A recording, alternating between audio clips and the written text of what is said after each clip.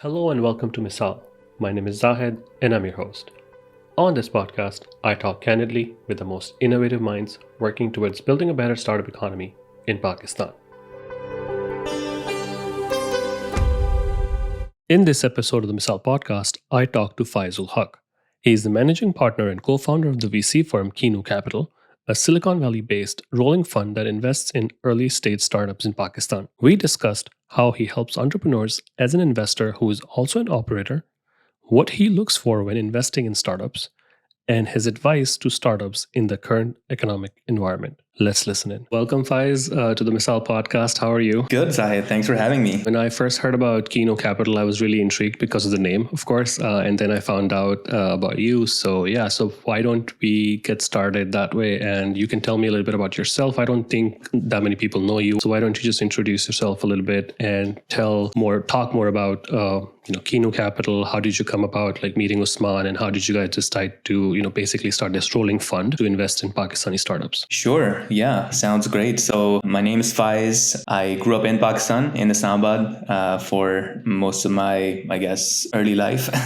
Was there until my O-levels, left for my IB, did that in Norway for 2 years, came to the US for college, been in tech or tech adjacent since. Currently, I am the managing partner and co-founder of Kinnow Capital, which is an early stage fund focused on Pakistan. And my other job is the head of data science at a company called Pipe, which is a fintech that provides companies with recurring revenues the option to sell their recurring revenues for upfront cash. So it's a way for companies to get non-dilutive capital, in a lot of cases an alternative to venture capital, but we think it's also a good supplement to venture capital.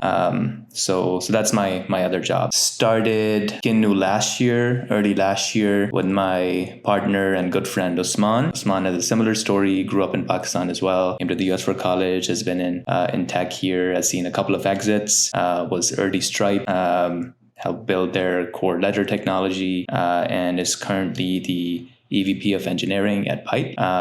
So yeah, really good friend, also Pakistani. We were just, jamming. Obviously, as a Pakistani in tech, you kind of keep tabs on what's going on in the Pakistani tech ecosystem anyway. And then it just felt like, something different was happening last year. A lot of companies were getting funded, as I'm sure you know and you've reported on. There was a bunch of really, exciting companies that were coming out, and it's hard to. You've all heard the metrics. Pakistan is a country of 220 million people, a very young population. So I think we all know the stats, but it's a little hand wavy. There was something qualitatively different going on with the Pakistani tech system as well. And so we figured this is the perfect time to jump right in. And yeah, we've been very fortunate to get a lot of really great reception from both companies and investors. Our pitch to companies is one, we focus on early stage companies. So seed, pre-seed is our sweet spot. We'll obviously go out of band for the right opportunity. But our pitch really is, hey, we're not just writing a check. We do write that. We don't write the biggest checks, but our true value prop comes from, being there for the founders and really getting hands-on with the kind of help and advice that we can provide, given that we're still early in our careers. We're still building a company ourselves. And so that has resonated a lot with founders. I was looking at the website, so I think you have invested in 6 startups so far. So as someone eight, who is two this quarter as well, but we have 2 this quarter. Okay. Yeah. I want to hear about it off the record if you want to talk about it. Yeah, let's talk about that. Yeah. I mean, as an investor plus an operator, you probably bring in a lot more value than a traditional investor who's just investing LP money. So what is some of the challenges that you think startups right now face in Pakistan, and then they reach out to you and ask you for assistance? Or is there something that puts you in a very unique position to help out a certain startup that is in certain industry? For sure. I think we're generally pretty industry agnostic in the kind of help and value that we can provide. The kind of challenges that the companies often face are around things like hiring, setting up your engineering infrastructure or data infrastructure. My domain is data science, so we see a lot of people asking us questions about experimentation or pricing, setting up your data warehouse and your analytics stack. So fairly tactical stuff like that, but just having someone who's also gone through the same problem, I think founders appreciate it. In some cases, I think we can bring perspective that's maybe a little different because we're obviously in the Valley. The culture here around what kind of tech stacks to use and what's at the forefront it may be a little different, but I think in a lot of cases it's really just having someone who's going through similar problems, maybe in a market that's slightly more mature. That's what's resonated the most. There is, I think, when it comes to industries, both of us work at Pipe. We do have a very strong interest in finance as well, but I will say that's still theoretical. We're actively hunting for companies to invest in that space, particularly in companies that provide working capital financing. So similar to Pipe, doesn't have to be the same, but the idea is, a lot of businesses that we talk to, both our portfolio companies, but any other business in Pakistan as well, like small to medium-sized industrials. Everybody that we talk to brings up working capital finance as a problem that they face. Banks often don't understand their business, especially if it's startups and tech, or they just don't want to lend to these newer businesses, newer untested businesses, just because lending to the government is so attractive, right? So that's kind of a double-edged sword there in Pakistan. So working capital finance is when it comes to industries, I think we have a strong interest there. We're actively looking for companies in that space, and we do think I think when it comes to providing industry-specific advice or help, we could do that very well. What's the easiest way to reach you? Is it cold email? Is it warm intro? Like, how does that work? Honestly, warm intros is the best way to go. This is one of I think our weak spots. I'll admit. We were not able to get to every DM or cold email that we get, given that we have this other job as well. But I know that's a weakness. We're actively working on fixing it. So ideally, I think any cold email that we get, we will be able to answer to that as well. But to be quite frank, I think at this point, like a warm intro is the easiest way to get in touch. So you already mentioned fintech, kind of a fintech financing in terms of account. I mean, in accounting, we call that accounts receivable financing. Mm-hmm. So which is what that is, what Pipe is basically doing. In that same category, is there something that would want you to like fund it tomorrow if you saw it in the market? Like, is there something that you really hope to see in Pakistan where you're like, you know what, there's such a need for this and I wish someone would, work on it and we could fund it? Honestly, simple vanilla factoring would be huge. Vanilla factoring that is tech enabled, that uses some amount of rigorous modeling to evaluate risk, I think would be very excited about funding it. We haven't quite found a player that does that yet. I think one qualification of that would be, like, if you're in that business, it is important to find a way to not use your own equity to fund these purchases, right? Like these AR purchases. So having some at least path to having a warehouse line or some relationship with a local bank that is able to provide the capital to fund these purchases would be important, because I think if you're funding off of your own balance sheet, that can quickly become, I think you'll hit a ceiling pretty quickly, especially if you're an early company, you've only done, seed or pre-seed, which is our sweet spot. So I think that would be another important qualifier. So I think what I have been seeing lately is like, Bazaar, Retailo, Dastagir today announced funding Series A. They all are kind of going towards financing for inventory. Right. I was always like, wondering like, why has no startup yet figured out to do that for them? and basically provide them the service. Like there are 3 startups that are actively venturing into this space and kind of recreating, basically recreating the wheel here. So they don't have to do that. If they could just tap into an API, there could be a fintech platform that could do that for them.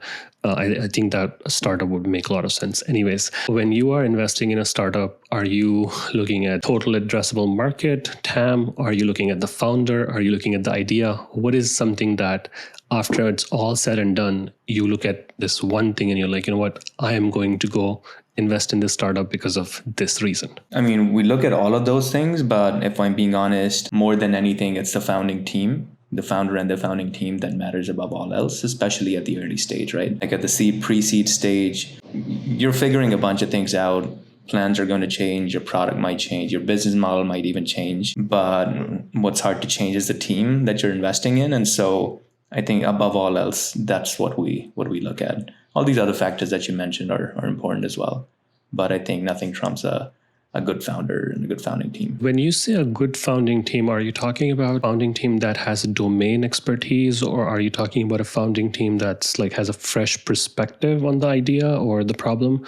Or you're talking about someone who's already worked at a startup and maybe has seen the ups and downs of a startup, working at a startup, and then you're like, you know what, this person can survive this, roller coaster, basically. I'm thinking through our own portfolio, and all the founders have like a different dimension that they shine on. But what I think a lot of them, if not all of them, have is experience having worked at another startup or grown another company before. I think that's invaluable as you're building a startup and a new company. So I think that matters a lot.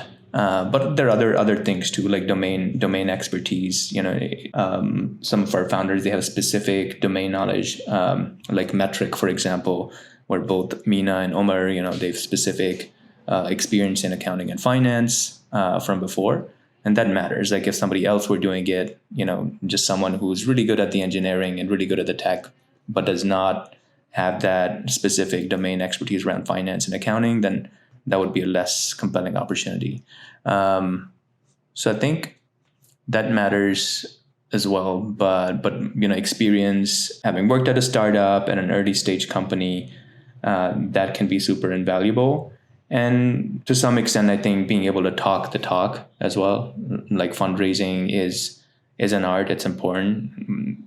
We do evaluate, I think, the ability of that founder to go fundraise as well. Like, do we think they're going to be able to be successful at that? I think at the early stages, at the seed stage, pre-seed stage, that's important as well. Let's zoom out a little bit. When you started the fund last year, money was cheap basically, and things have changed since then a lot. So what are you seeing? Right? Yeah. So what are you seeing right now in terms of like, is there something that you're advising founders on, or what is it? What's the strategy? What are your observations about Pakistani startup ecosystem the next year or two? How do you think things will pan out? I think some of that has happened already. I will say also, I think it's hard to predict these things. Like anything that has this macro angle or macro exposure, anybody who tells you they know what's going to happen is lying.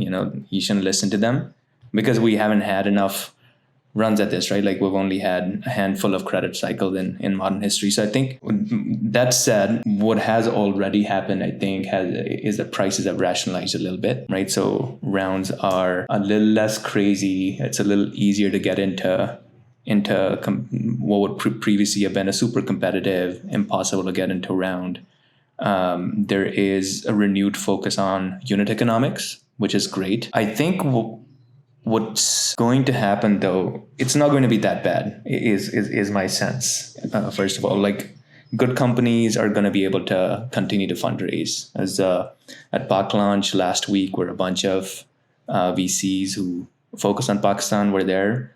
Literally nobody is planning to not invest in Pakistan over the next year, right? Especially funds for whom Pakistan is a strategic interest, right? So funds like Zain or Indus Valley, Fatma Gobi, like a lot of the Middle Eastern funds like Shuruk, for whom investing in Pakistan is a strategic play, they're going to continue to invest, I think. What's maybe going to happen less of is the Tiger Globals or the soft banks of the world who are making these opportunistic plays. That might come down a little bit, but I think that's good for a new ecosystem like Pakistan anyway. Like it's fragile, right? Like it's great for headlines, but at the end of the day, you've got to build sustainable businesses. You've got to build generational businesses to really set the ecosystem up for success. And so I think it's a lot better to have this steady investor interest in the ecosystem versus choppy interest with higher peaks potentially. So I think early stage businesses are relatively in a better position than growth stage. Who were maybe growth stage, especially with the unit economics that are not either under their control. They haven't figured out what levers to move to improve those unit economics, or they're just they don't look good. So growth stage businesses probably are gonna struggle a little more, but earlier stage, especially businesses who have a handle on their unit economics, don't even have to be cash flow positive or contribution margin positive, but they have to know, hey, these are the levers that I have available to increase my runway and be in a position to move those levers very quickly. So I think those kind of businesses are going to be fine.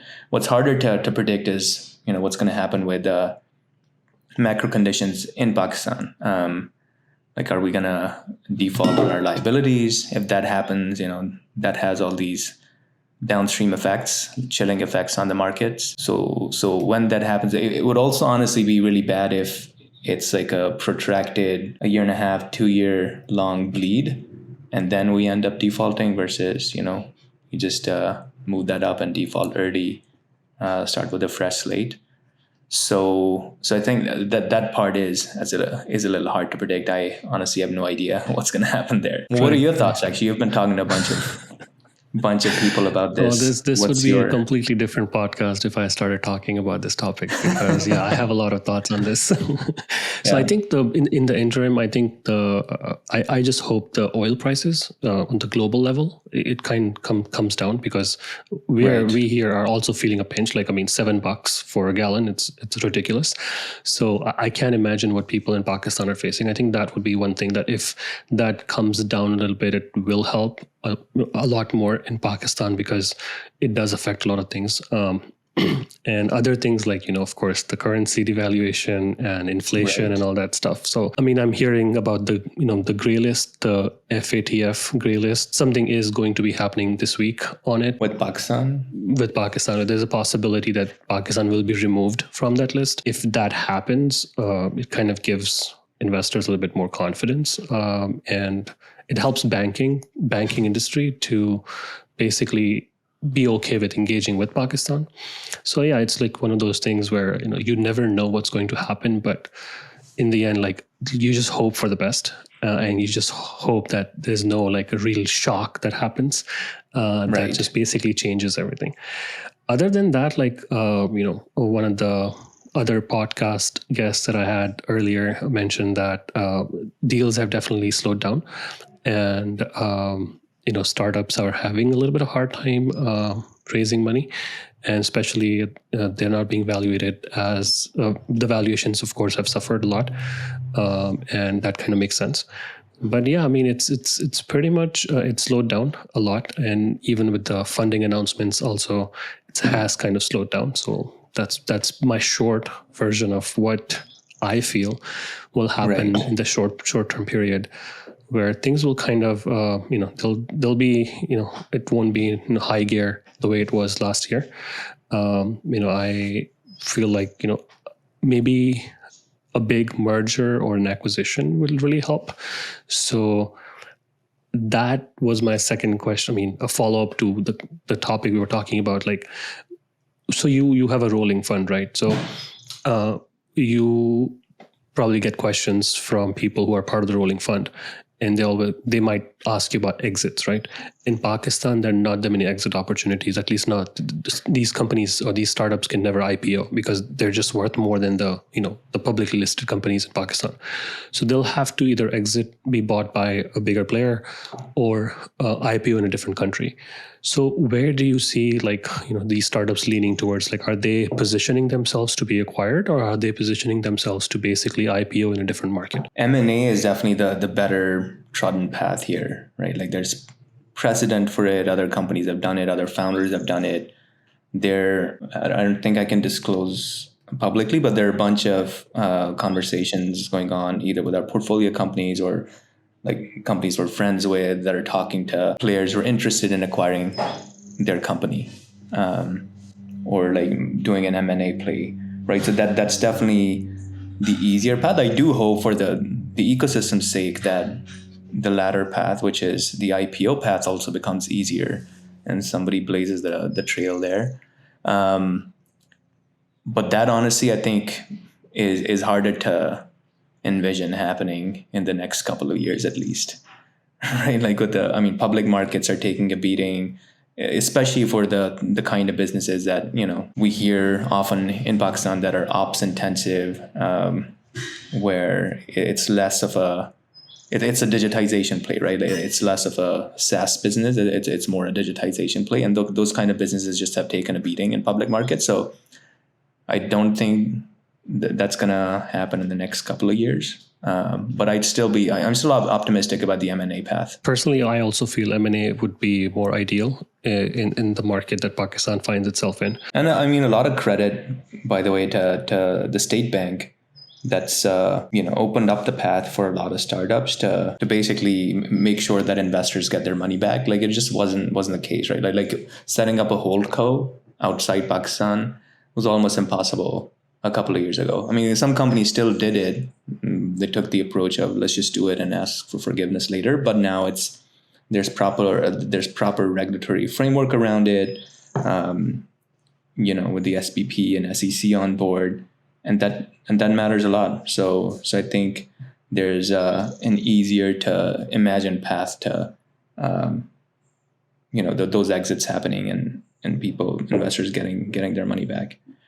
Whereas prior to this, a lot of it was driven by trust. I mean, people, to be fair, did still get their money back, right? Like if you were an investor in Daraz, you got that money back, but they just had to take a bigger leap of faith than investors have today. You mentioned that you recently did a couple of deals that are unannounced. How does valuations look like right now for pre-seed, seed stage? Like what does it look like? And like what are some of the criteria you're using to basically value a startup? Like, are you looking at revenues? Are you looking at, if there's no revenue, are you looking at something else? I think, we're looking at unit economics. We're looking at things that I mentioned before, like even if they're not cash flow positive, they have a clear handle on their unit economics and know exactly what levers to move. So for example, hey, like our marketing spend is X today, but we could conceivably turn it down to Y tomorrow and still be fine with our current user base because this is what our churn looks like. So I think getting those kind of, doing that kind of due diligence, it helps with kind of building confidence in these businesses. But fundamentally, though, what we look at hasn't changed, or the kind of businesses that we invest in hasn't really changed, because we were already kind of shying away from businesses that are the opposite of that are burning through money and don't have a clear sense of how they'd get their unit economics to a positive place, what levers they have available, and how they can move them. So I think fundamentally nothing has changed. Earlier to your first question about how valuations have changed, I think they've come down slightly relative to last year or even earlier this year, but not substantially at the seed and pre-seed stage. We were seeing a lot of rounds happening in the $5 to $15 million range for the right team and the right TAM. And I think it's still the same range, or at least the ones that we're looking at. Is there something that, for example, when startups reach out with warm intro or when they approach you, is there something that you wish they would do differently than currently they're doing? Is there some advice that you can give, or presentation wise, a PowerPoint or a memo or something that you feel like if startups approach fundraising from that point of view, from that angle, makes Right. life easier for you and other investors to make a decision quickly? With decks, there's a lot of good advice already available on the internet around how to put together a good deck when you're fundraising for a startup. I think the advice that applies for US startups also applies for Pakistani startups as well. When it comes to that, I think one like very tactical and minor thing is, personally, I know like I'm more likely to respond or just get that information when the founder or the person reaching out has also summarized, the key points in the email as well. Like, hey, what does our user growth look like? What does our retention look like? What is the TAM? Maybe some salient points about the team, if that's relevant to your story. And yeah, so I think summarizing some of those points in the email body can help as well, because that's a few clicks less that you have to make, and that matters. So you're almost, it's the same game as optimizing your funnel, right? Take away any friction that's possible to take away. So yeah, I think that would be my advice. The other would be, don't misrepresent things. Sometimes we do get decks that are just like plain, not true. Don't do that. And I think it's very unlikely it'll work. And if it works with an investor, is that the kind of investor you want? So just don't do that, and be honest, be upfront. When you look at like the cap tables right now, and let's just say it's not the first time, it's not the pre-seed or seed, like it's a Series A, and you're not leading, of course, but you're part of the deal. Is there something that on a cap table that a founder should be aware of at seed level, at seed or pre-seed, that please don't do this, because once you do this at Series A, a lot of things can go wrong? One minor thing is, like, if you are planning on fundraising from international investors, it's way easier to incorporate your holdco at the same time as you incorporate your local company than it is to do it down the line. Like, the share swap is just way easier. Your lawyers can talk through this, but that's, I think, one advice that I'd have. Like, if you're planning to fundraise from international investors, have your holdco strategy in place, try to incorporate it at the same time. I know it's upfront cost, it's not free, but I think it will pay dividends. It does pay dividends down the line. The other piece would be, I think, earlier on, don't give away too much of your company. I think that's standard advice, right? Take the money that you need, because obviously, like, if you truly believe in your company and your idea, like, that equity is going to be worth way more in the future. Plus, also, just it gives you more degrees of freedom down the line. Like, if you end up like what happened, in the last couple of months, a market changes. Turns out you need to do another round in the interim before your IPO. Like, you're able to do that if you're not super diluted and you didn't give away a bunch of your company in the early rounds for super cheap. So that would be the other piece of advice. Getting the right investors matters as well. Like, like, if you have the right angel investors, that's a huge signal for other investors who are going to invest in later rounds. So I think it's not always about the price.